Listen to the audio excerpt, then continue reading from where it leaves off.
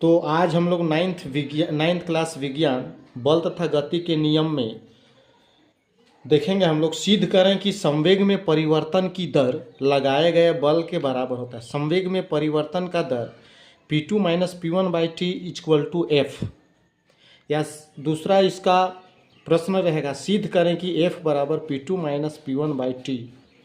इसको सिद्ध करने के लिए देगा। बहुत ही इंटरेस्ट वीडियो रहेगा, आप लोग ध्यान दीजिएगा। तो सबसे पहले हम लोग देखें, माना कि एक वस्तु का द्रव्यमान m है, कोई भी वस्तु है उसका द्रव्यमान m है, इस पर बल F लगने से, द्रव्यमान m है उस पर कौन सा बल लग रहा है? F, जो t समय में इसका वेग v1 से v2 हो जाता है। वेग जो है, वेग को हम लोग v से जानते हैं, तो वेग v1 से v2 हो जाता है। इसका प्रारंभिक संवेग P1 और अंतिम संवेग P2 होगा। प्रारंभिक संवेग P1 और अंतिम संवेग P2 होगा।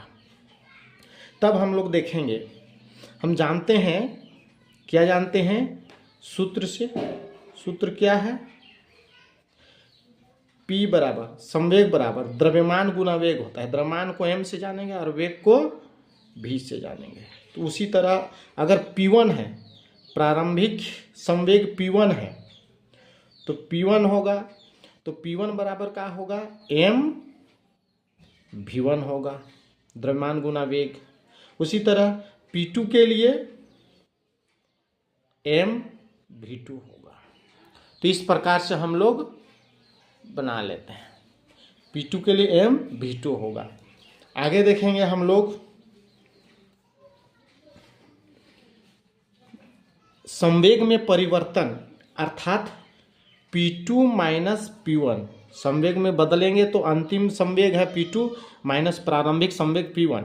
उसी तरह ये दोनों जो है, अंतिम संवेग m1 v2 माइनस प्रारंभिक संवेग होगा m v1।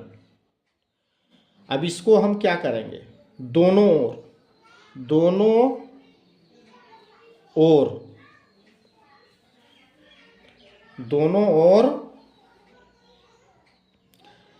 t से भाग देने पर